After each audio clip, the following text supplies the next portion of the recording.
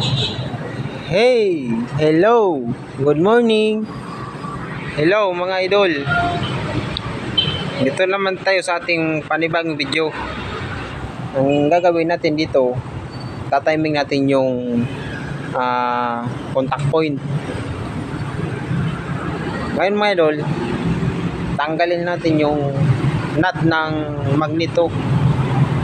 Then, tanggalin natin din yung magneto niya para makita natin yung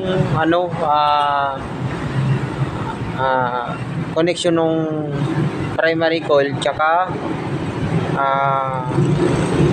contact point. Yan mga idol, para makuha mo talaga pinaka-eksaktong timing. Okay. Yan mga idol, gamitan na natin ang puller para matanggal natin yung magneto. Kasi itong motor na ito mga idol, stock ito. No, 2019 pa itong stock, hindi na wandar. Tinirahan na ng daga yung loob ng chassis nito mga idol. Yan.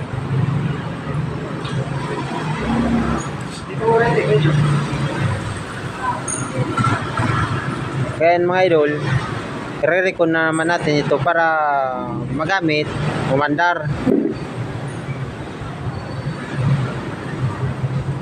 Okay, mga idol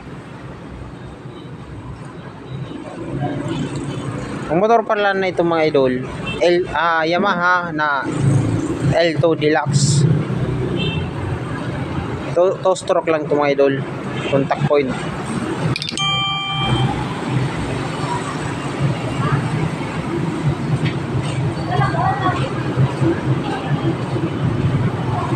Yan mga idol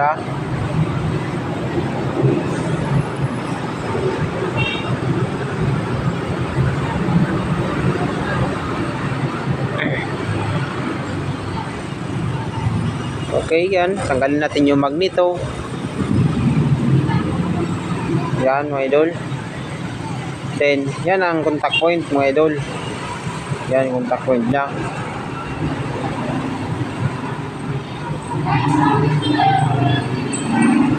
Then, mga idol, pero may recoil.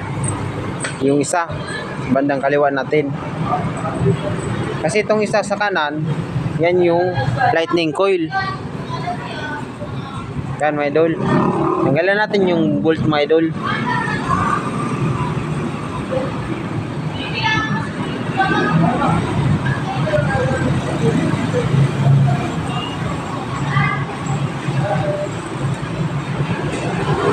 Okay, yan mga idol, tanggalin natin tong plate nya para putulin natin yung connection ng primary coil tsaka contact point.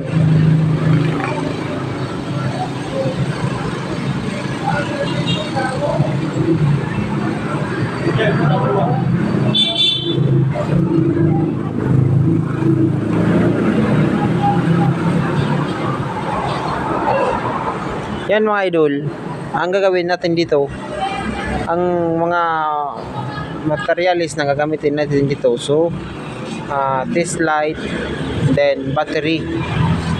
Yan lang mga idol.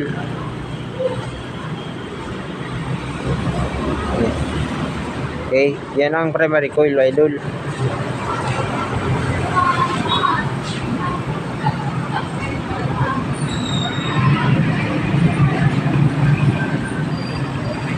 Tanggalin natin yung clip.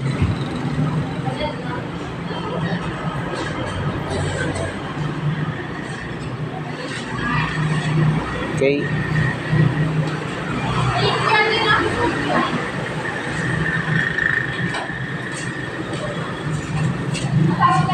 Yan mga idol Yan ayan. Galing din niya sa contact point tsaka sa condenser. putulin natin yung galing ng yan, galing ng contact point. Kukunin natin yung primary coil, lagyan natin ng bagong wire.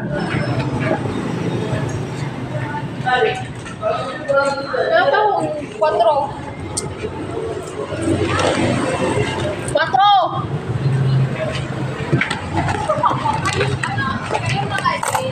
Okay mga idol, yan na, lagyan na natin ng bagong wire. Tinanggal ko yan mga idol para makita natin yung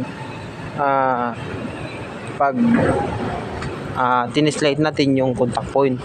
Kung nakatap kasi yan na primary coil dyan sa contact point, pag tinislate yan, hindi mo siya ma-detect.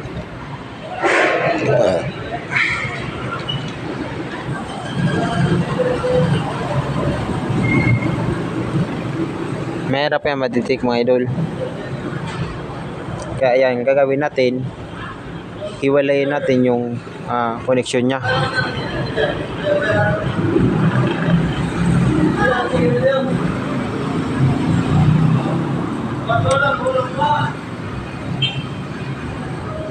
Yan, okay.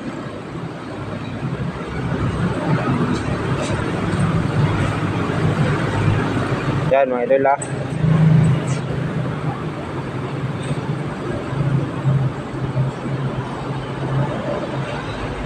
Yan, ibalik na natin to sa i-fix na natin ito doon sa lagayan niya.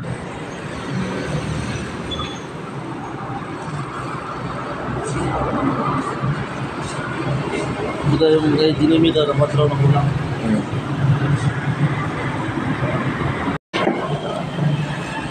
Okay, plaster na natin ito mga idol. Lapat na natin tong ano niya, primary coil.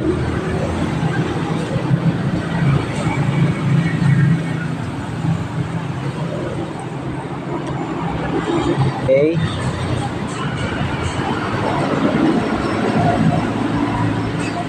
higpitan ng mabuti mga idol para hindi siya lumuwang.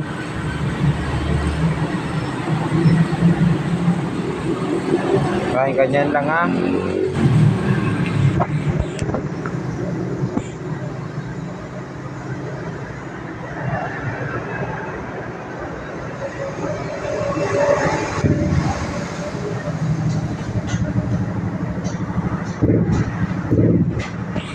okay lang.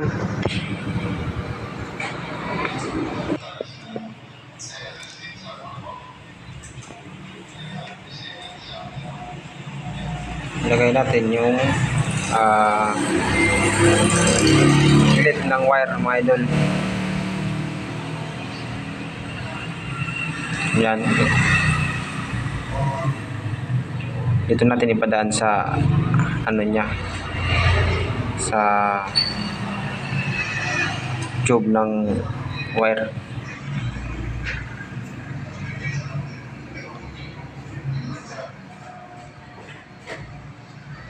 Okay, yan mga idol, nasa labas yung peg, yung nilabas natin yung wire na tinap natin.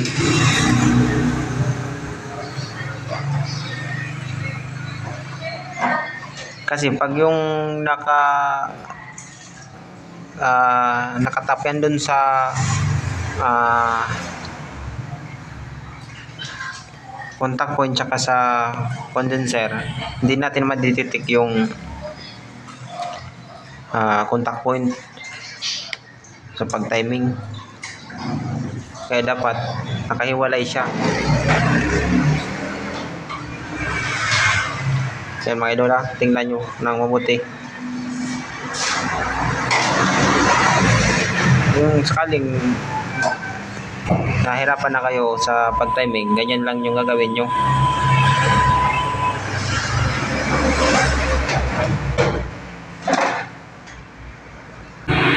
Okay, ayan na mga idol. Higpitan na natin. Then salpak na natin yung magneto nya. Ayan mga idol, yung ganyan. Ha? So, ipak natin yung magneto.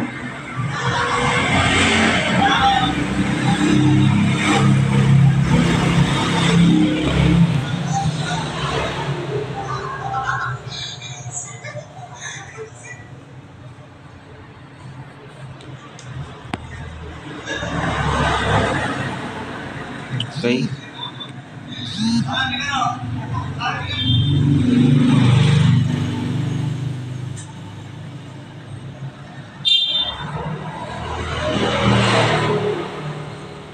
Timing natin mga idol. Ito mga idol, babalatan lang natin muna to.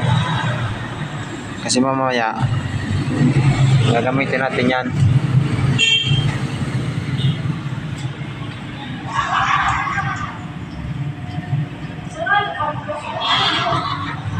Ano, ito, dito pa po. Hindi ko na nakagaling sa ano. Mabalik ko lang ako. Okay. Okay, thank you. Yeah, ko lang. Yan mga idol.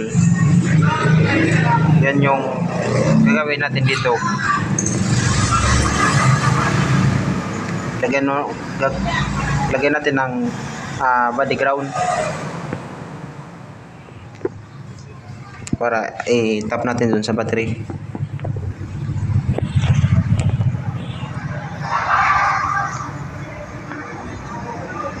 Ay mga idol, kaya yung body ground nya.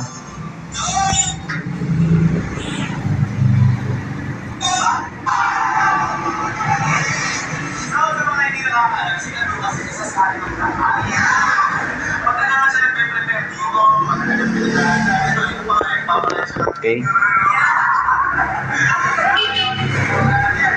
Ibabadi ground natin yung mga idol.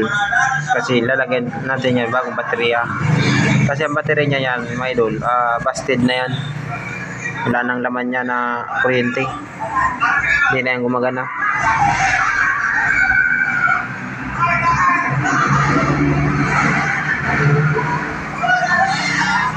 Yan mga idol, yung bagong baterya natin. Lagay natin sa ground.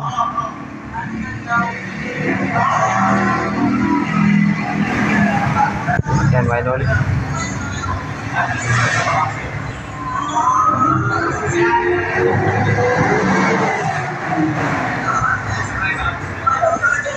Okay.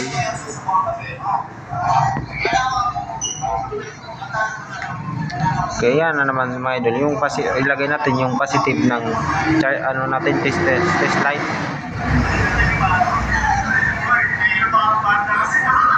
Yan. Tapos lagay natin yan mga idol yung connection baga ng ano ng galing ng contact point. Doon natin yan i-connect yung test light natin. Habang yung clip ng test light natin nasa positive ng battery. Yan mga idol.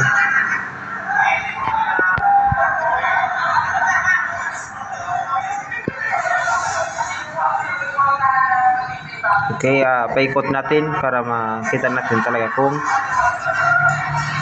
naka-timing.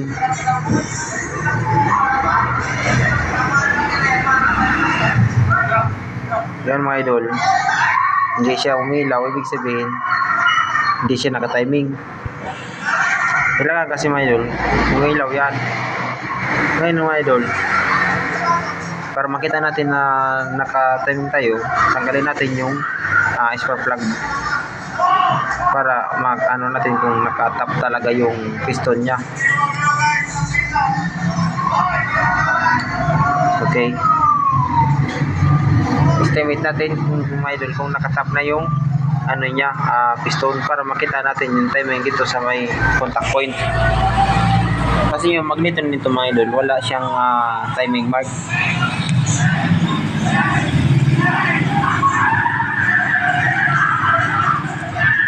Yan mga idol.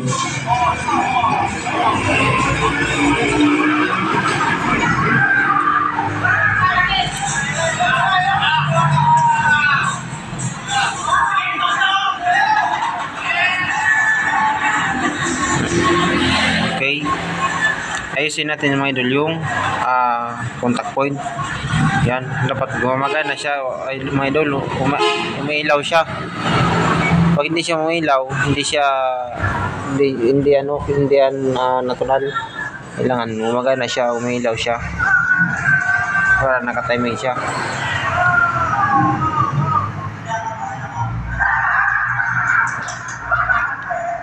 Yan mga idol ha. Kung bago ka lang sa video ito mga idol, huwag mo naman kalimutan mag like, comment, and share. And papalo na din po and subscribe. Yan mga idol, para sa ating mga susunod na mga update na mga video. Yan mga idol, huwag dapat ganyan. 1, 2, 3.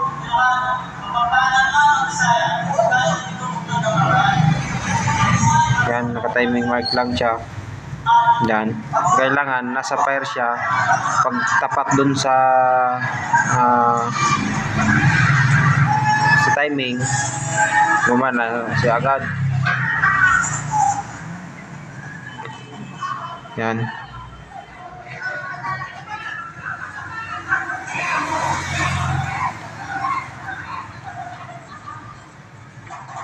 Tanggalin natin mga idol yan. Yan. Tap na natin yung wire dun sa yung tinanggalan natin kanina. Dito na natin, pero ito ikakabit sa taas, hindi na dun sa baba. Isang linya lang naman yan mga idol. Yan. Yung pinutol natin sa baba, isang linya lang yan. Dito lang natin nilagay sa taas para matiming natin. Yan mga idol. Yung primary coil, dito din natin yan ilalagay. Yan mga idol. Yung tap yan mga idol ha. Itong wire na isang yan. Kampung kang hayop na yun. Kampung Ganda. kami. Ganda mga idol.